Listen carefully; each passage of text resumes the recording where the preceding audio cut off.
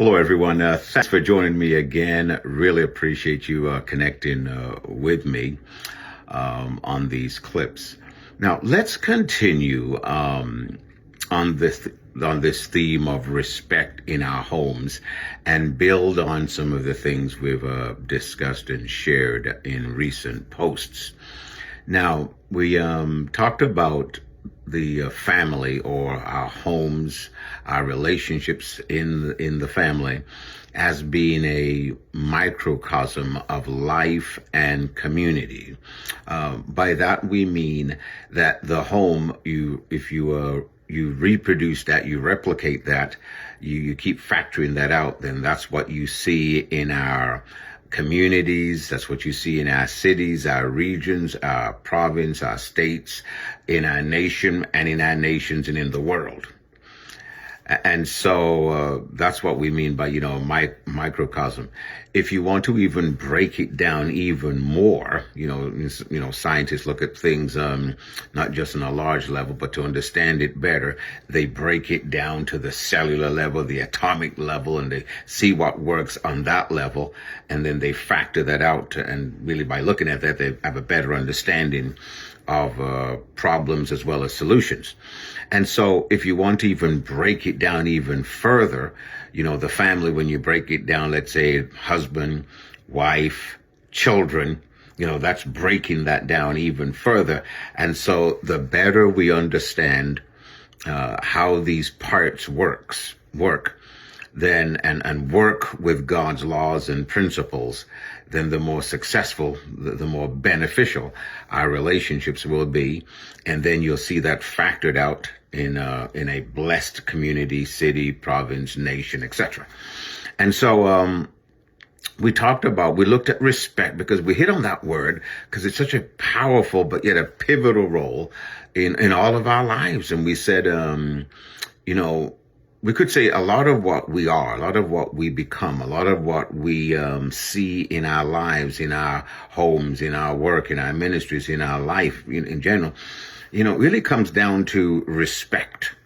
And, as far as building quality lives and quality relationships. So we said the word respect means to esteem. I use the word value also. I think that's a very big, very appropriate word. So value, to esteem, to affirm or affirmation, to have a high regard, to be considerate, to be thoughtful, to pay attention to be attentiveness.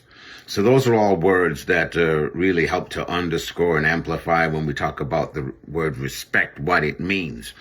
And so in previous posts, as I said before, we looked at the importance of the husband respecting his wife. Then we said last time the importance of the wife respecting her husband. We could say this: there is really no building of healthy relationships without respect. Just think about it. There really isn't. There's no healthy relationship without respect. And so that's why God gives us his word to show us there's certain things, they're like non-negotiables. If you want to be married, you've got to have this. If you want a healthy relationship, you better make sure this is involved. This is an integral part of your relationship. And so, again, I shared with you about myself understanding and developing a certain quality of respect for my wife. And so what that means, there's certain things when you develop respect, there's certain things you can never do. There's certain words that can never be a part of your vocabulary. There are certain thoughts that you can never allow to get into your mind and infest your mind and program your mind. And so respect is very powerful. Respect, again, it's shown in how you see a person. It's shown in how you talk about that person, how you treat that person. It measures what you'll do to when you miss it, when you do something wrong in your relationship. And so, again, respect is very powerful. Now, let's build on it by looking at children. It's really important that we respect our children and that we teach them to respect us. Now, you notice I said that's a two-way thing. So even respecting our children is a two-way thing. We oftentimes emphasize their respect for us, but it is also important that we respect our children. And I think that's where a lot of times parents miss it, is by missing out on or really minimizing and not prioritizing the importance of respecting our children. Let me tell you what I mean by that.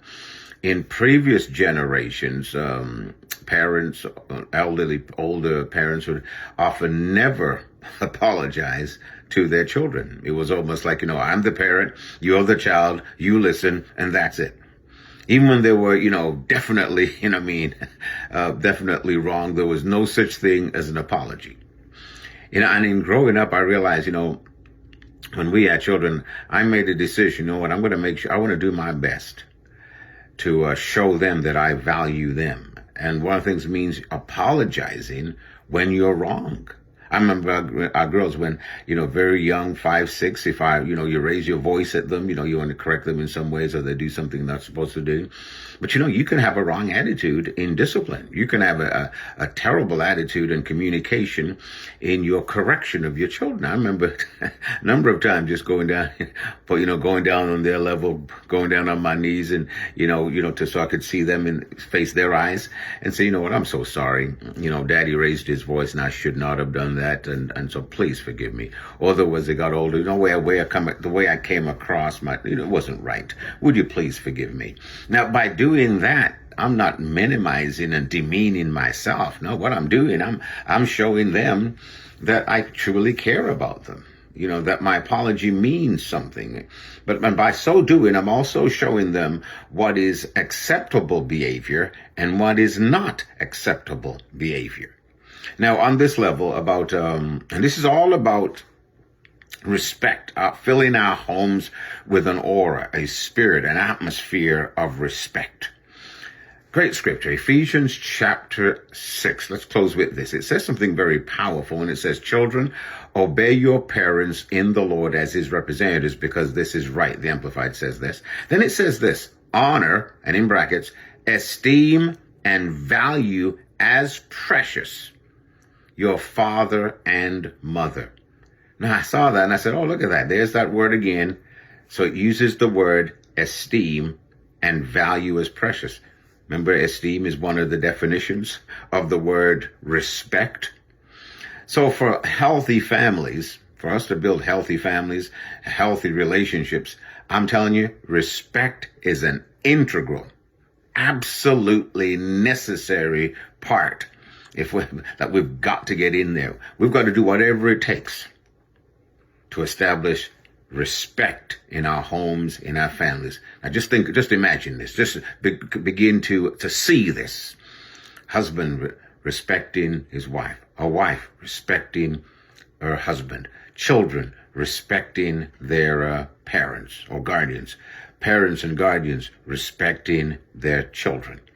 Now, regardless of the makeup of your family, you could be a single mother, a single father. But see, the principle of respect, you can establish it in your home. And we're going to see next time about how this creates peace, harmony, agreement in our families. And next time, I think we're going to talk about what hinders that, what prevents us from establishing this atmosphere of respect in our relationships one with another.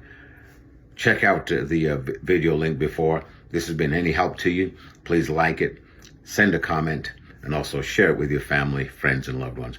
Really thank you so much for joining me today. See you next time.